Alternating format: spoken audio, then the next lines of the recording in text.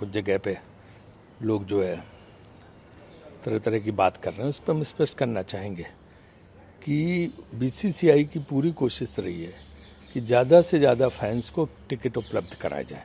हर state association से BCCI ने बात की, जो 12 जो है वेन्यूज़ हैं उनकी स्टेशन से बात की, उन सबसे कहा कि भाई ऑनलाइन टिकट जो है लोगों को उपलब्ध कराओ।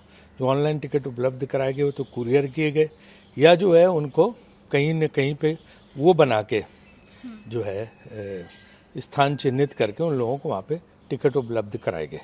और इसके अलावा स्टेट एसोसिएशन के अपने जो कमिटमेंट होते हैं उनको पूरा करती है, और ये डायरेक्ट एग्रीमेंट होता है स्टेट एसोसिएशन का और जो टिकट वितरण एजेंसी है उन सब के बीच में होता है। और इसलिए जो है बीसीसीआई का रोल इसमें सिर्फ एडवाइजरी रोल रहता है और इंश्योर करना होता है कि फैंस को मिले ज़्यादा से ज़्यादा। वो सलाह बीसीसीआई ने सब स्टेट एसोसिएशन को दी। बीसीसीआई इसमें डायरेक्टली कहीं रिस्पॉन्सिबल नहीं है। जहाँ कहीं कुछ लोग ये करते हैं, और आईसीसी गाइडलाइंस के हिसाब से बीसीसीआई आईसीसी ने मिलकर बात की, और टिकट का हस्तांतरण किसी दूसरे नाम पे या टिकट को रीसेल करना है, इन सब के लिए हम लोगों ने जो है नियम बनाए कि इस तरह का काम नहीं होना चाहिए। अगर कुछ लोग करते हैं कहीं पे तो फिर पुलिस का काम इन लोगों को देखे, लेकिन जो है बीसीसीआई इसके लिए कहीं जिम्मेदार नहीं है। और स्टेट एसोसिएशंस को एडवाइस किया गया है कि इस तरह की चीज़ वो कोई जो है सब तरह से कड़ी निगाह रखें और ज़्यादा से ज़्यादा फैंस को उपलब्ध कराएं। इसलिए ऑनलाइन टिकट भी हमने कई जगह पर डाले और वो काफ़ी सफलतापूर्वक लोगों को मिले। इसलिए ये कहना कि कुछ जगह पे कुछ लोग आपत्ति कर रहे हैं, अब स्टेडियम की अगर क्षमता 30,000 की है, 50,000 की है, तो कहाँ से, और मांगने वाले लाखों हैं तो कहाँ से हो सकता है। तो ये सारी समस्या है जी। आज मैच भी है सर, अफ्रीका और इंडिया का, इसका क्या रहेगा? हाँ, आज मैच है साउथ अफ्रीका और इंडिया का, और इंडिया की टीम बहुत अच्छा कर रही है। उसने अभी तक सारे लीग के मैचेस जीते हैं। मुझे उम्मीद है कि इस मैच में भी भारत की टीम विजय हासिल करेगी। हमारा बॉलिंग अटैक और बैटिंग दोनों बहुत अच्छी चल रही है।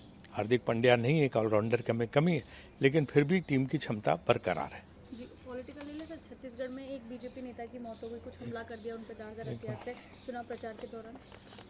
इसमें जो एक स्टेटमेंट है, the BCCI has been consistent in terms of the ticketing policy and terms across all the 12 venues of the ongoing ICC men's cricket world cup. BCCI's endeavor has been across all venues to provide as many tickets online as possible for cricket fans. In this regard, the BCCI discussions with the hosting state associations and emphasized on maintaining transparency and providing common man access to tickets directly through an online medium. The tickets bought online have been either couriered to the address provided by the ticket buyer or collected from the box office. The ticketing revenue is a direct income of the hosting state associations, and therefore the venues get in a direct legal contract with the ticketing agency. The BCCI's role is more of an advisory authority in ticketing, keeping the thrust of fan-first approach. That has been our approach. Fan is first.